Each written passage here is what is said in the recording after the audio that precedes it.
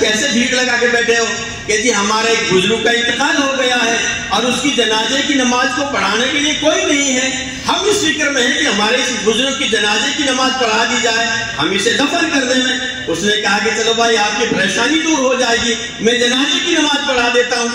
منشی تمید الدین علیہ الرحمہ ان کا واقعہ ہے، تو وہ جنازے کی نماز کو پڑھا کے نہیں فارغ ہو گئے، ڈیوٹی پہ جا رہے اور ان کا کارڈ گر گیا، وہ واپسی آئے، انہوں نے کہا کہ بھائی میری روزی کا مسئلہ ہے، مجھے خیال ہے کہ میرا ایک ڈیوٹی کارڈ ہے اور وہ جنازے کی لحد میں گر گیا۔ انہوں نے کہا کہ بھائی چلو دیکھتے ہیں جا کے، نہیں قبر کو کھودا، پٹی کو ہٹایا، جو بزرگ قرآن سے محبت رکھ رہا تھا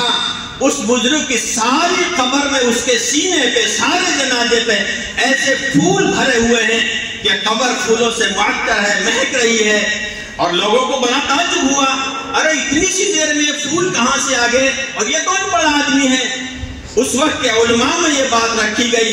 اور یہ بات تحقیق میں لائی گئی کہ یہ تہجد پڑھنے والا تھا، یہ صدقہ کرنے والا، یہ نماز پڑھنے والا یا رات میں رونے والا کون سا عمل تھا؟ ان کے گھر پہ پوچھا گیا کہ بھائی کیا عمل کرتا تھا؟ ان کی بیٹی نے یا ان کے کسی خاندان میں سے یوں کہا ہمارے ابا میں اور کوئی خوبی تو نہیں، ایک کتاب ہے، اس کتاب کو وضو کرتا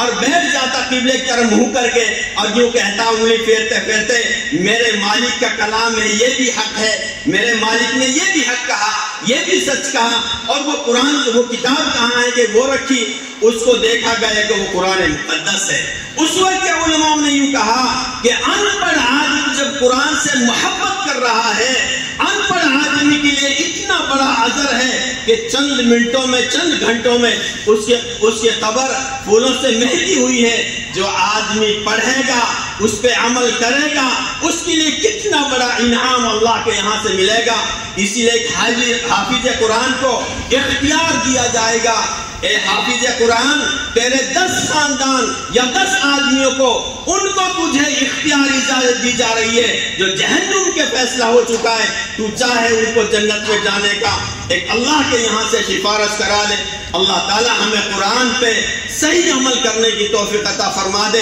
آج دنیا کے فنون، دنیا کے ہنر اور دنیا کے فن سے ہمیں محبت ہے، قرآن سے محبت ہماری نکلی جا رہی ہے۔ میرے بھائیوں، اگر کسی کا نواسا، کسی کا پوتا، کسی کا بھائی، کسی کا بھتیجا آپ کی محنت سے، آپ کی فکروں سے، آپ کی دعاؤں سے ایک حافظ ہو گیا، آپ قبروں میں سو جاؤ گے، آپ کا جنازہ قبروں میں حقی ہو جائے گا، اور وہ بچہ قرآن پڑھے گا رات کی اندھیری میں، مسجد میں، محراب میں، وہ نیت کرے یا نہ کرے، آپ کی روحوں کے لیے اس کا ثواب جاری اور ساری رہے گا۔ اللہ ہمیں قرآن پہ محبت کی توفیق عطا فرما دے، اللہ کہنے سننے سے زیادہ عمل کی توفیق دے دے، اور اللہ تعالی ہمارے اس ادارے کی ہر قسم کے شرور اور فتن سے اللہ حفاظت فرما دے۔ مولانا کی اخلاص اور مولانا کی دعا اور ہمارے اساتذہوں کی محنت آپ حضرات کے سامنے ہے، اللہ تعالی ہمارے اساتذہوں کی محنت کو قبول فرما۔